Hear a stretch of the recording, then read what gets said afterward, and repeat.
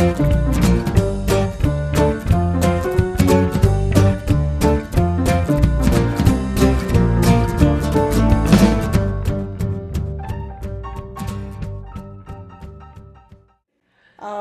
I'm Barbara, and this is Mason. If I could go back in time, I would have read a lot more books at the very beginning. I wouldn't have depended so heavily on doctors' opinions as well as their suggested treatments. Not because they were bad, but because they don't realize that you don't know what they know. And I didn't have all the pieces to understand the decisions. For Mason, particularly, they wanted to put tubes in his ears.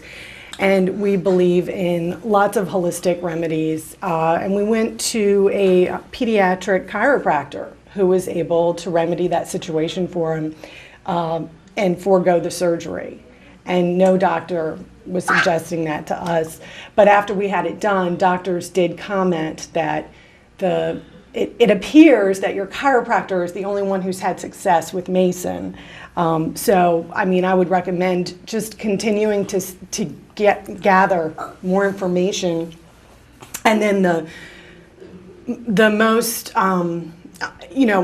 to expand on that concept, what we did when the doctors told us that Mason was profoundly deaf and that he could not hear and cochlear implants were our best solution and chop, chop, chop, get on it, make a decision fast, we started taking him to craniosacral therapy. 50% of his hearings come back.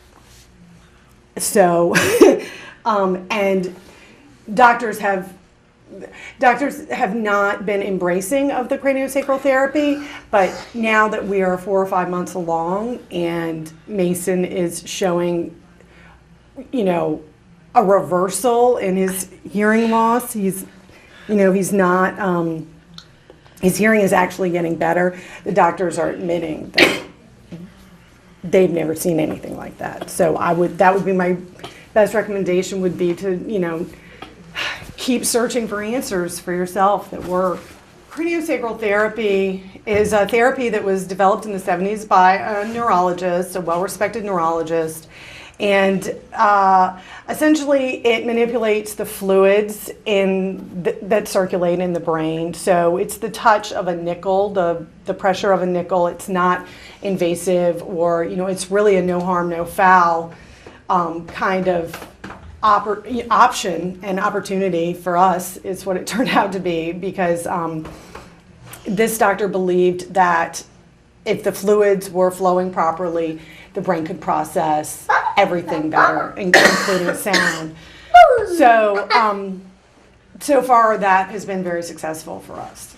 I read an article in Pathways magazine about pediatric chiropractics and how that can help children with many issues, including fluid in their ears. So I, through Pathways magazine, found a link to local pediatric chiropractors. And I called, and when I told them what I wanted, they said, sure, we do that all the time, as if it were something that's commonly known about, that you can forego tubes in the ears in some instances for pediatric chiropractics. In Mason's case, it consisted of massaging sublimation behind his ear. He had a tight muscle group, and the doctor simply continued to help loosen that up so that the fluid could flow. And that was all it took.